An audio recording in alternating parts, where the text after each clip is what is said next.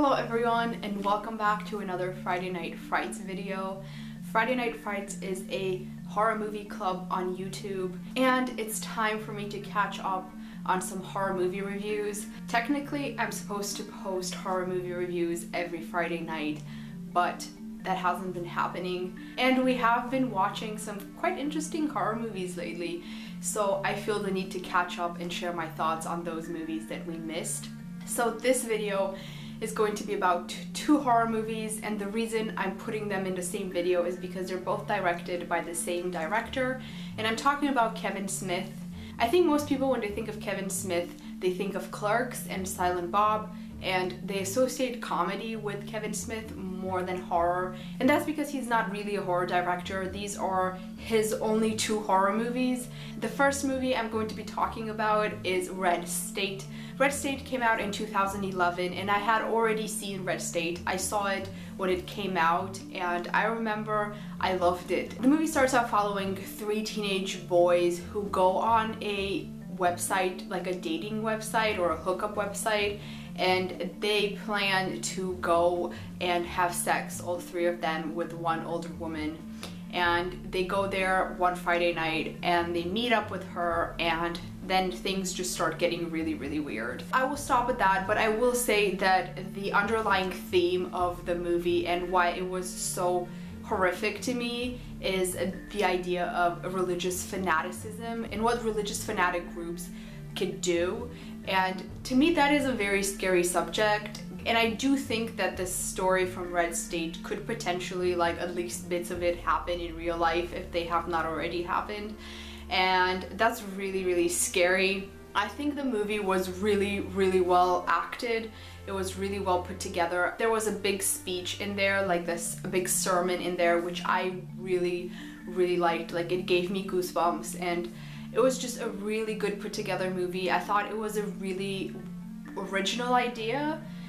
Original in the sense that it hasn't been explored in horror movies from what I know, but also it's not like unbelievable. It's nothing that is ridiculous that could never happen. I thought it was really well done and I absolutely loved it. I highly recommend Red State. So now I'm going to talk about Kevin Smith's second horror movie that we watched, and I think his only other horror movie, and that is Tusk. Tusk came out in 2014, and judging by the movie poster, I was entirely 100% sure this was a vampire movie. It's not a vampire movie. This is probably the weirdest horror movie I have ever seen. This was such a crazy idea. I can't believe what was going through Kevin Smith's mind when he came up with this movie. It does say at the beginning of the movie that it is loosely based on true events, but that actually means that it was based on a prank ad on Craigslist. So if you've seen the movie, just relax, nothing like that actually happened. Essentially, the movie follows a podcaster, an American podcaster, who is a real jerk. I really hated that character. His podcast is just really ruthless, making fun of people, just being a jerk, making really bad jokes and humor that I don't really appreciate in general. And he is going after a story in Canada. When he gets to Canada, he realizes that he can't do the story that he went there for. He's stuck in Canada for about a weekend. He doesn't want to waste his time, so he wants to find a different story, and lucky for him, or unlucky for him, he finds this poster in the men's restroom advertising a room in a man's house where this man has traveled the world and he has a lot of stories to share. So he goes there and he meets this really weird man who is played by the same man who was the minister in Red State. A lot of the cast you could see in both movies, because I think Kevin Smith is one of those directors like Tim Burton that just likes using the same actors in most of his movies. So he gets there and this guy is very weird, and he has this obsession with walruses, and that is all that I'm going to tell you. The first half of the movie was so suspenseful and it was so well built and it was just so good. The second half of the movie, I wouldn't say it was bad, it was just weird. It was one of the few movies that I was just staring at the screen, like jaw dropped, and I just could not believe what was happening.